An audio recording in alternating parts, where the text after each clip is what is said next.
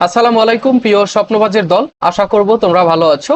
Dhaka central ইউনিভার্সিটিতে তোমরা যারা ভর্তি পরীক্ষা দিয়েছো, সাবজেক্ট চয়েস দিয়েছো, সাবজেক্ট এবং কলেজ একই সাথে চয়েস দিয়েছো। তো তোমাদের এই সাবজেক্ট চয়েসের ফলাফল কবে প্রকাশ করবে সেই বিষয়টা নিয়ে জানতে চাচ্ছিলে, এবং আহ, তোমাদের এই ফলাফলটা কিভাবে দেখবে মেইনলি সেটাই আমি তোমাদেরকে আজকে দেখিয়ে দেবো যে কিভাবে তোমরা এই ফলাফলটা দেখবে।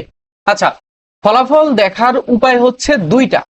একটা হচ্ছে তোমার তালিকা প্রকাশ করবে, আরেকটা হচ্ছে তোমার যে নিজস্ব ওয়েব পোর্টাল রয়েছে সেই ওয়েব পোর্টালে গিয়ে তোমরা দেখবে।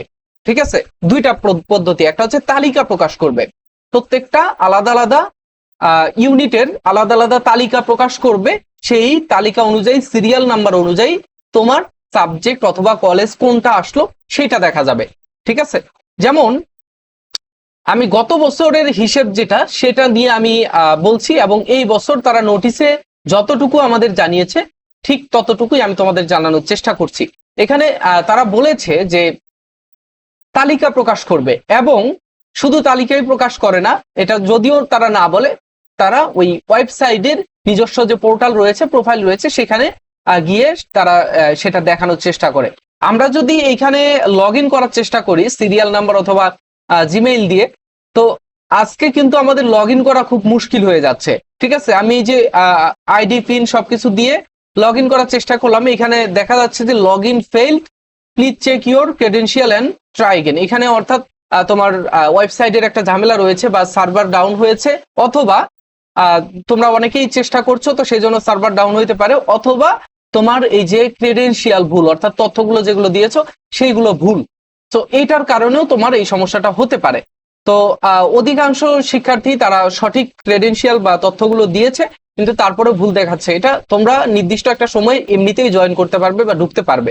ঠিক আছে, তো দুইটা পদ্ধতির, প্রথম পদ্ধতি হচ্ছে তোমার ওয়েব পোর্টালে যেতে হবে, আর দ্বিতীয় পদ্ধতি হচ্ছে তালিকা প্রকাশ করবে। অর্থাৎ তোমরা এই যে তাদের যে ওয়েবসাইট রয়েছে, দ্বিতীয় ওয়েবসাইট, এই ওয়েবসাইটের বিজ্ঞপ্তিতে আসলেই তোমরা দেখতে পারবে যে এই যে এইখানে ৩রা আগস্ট আজকে একটা নোটিশ দিয়েছে, এখানে আরেকটা নোটিশ দিবে, যে আরো 3টা নোটিশ দিবে, 3টা ইউনিটের জন্য আলাদা আলাদা নোটিশ দিবে। ঠিক আছে, যেমনটা আমরা এখানে এই যে সাবজেক্ট চয়েসের সময়সীমা বৃদ্ধির জন্য যে নোটিশটা, সেটাও আমরা এখানে দেখেছি।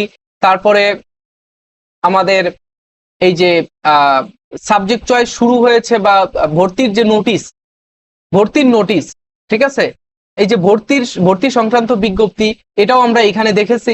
তো তোমরা এখানে এসেও তোমাদের তালিকাটা পেয়ে যেতে পারো। ঠিক আছে, আশা করব বুঝতে পেরেছো।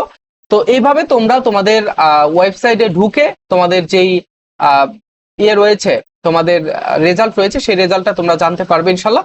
তো আশা করব তোমরা বুঝতে পেরেছো।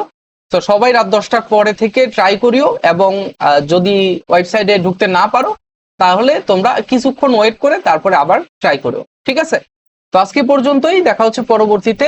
আল্লাহ হাফেজ, আসসালামু আলাইকুম। ফারুক একাডেমি লেভেল আপ স্কুলের সাথেই থেকো, সব সময় তোমাদের সাথে আমরা ছিলাম, আছি এবং থাকবো ইনশাল্লাহ।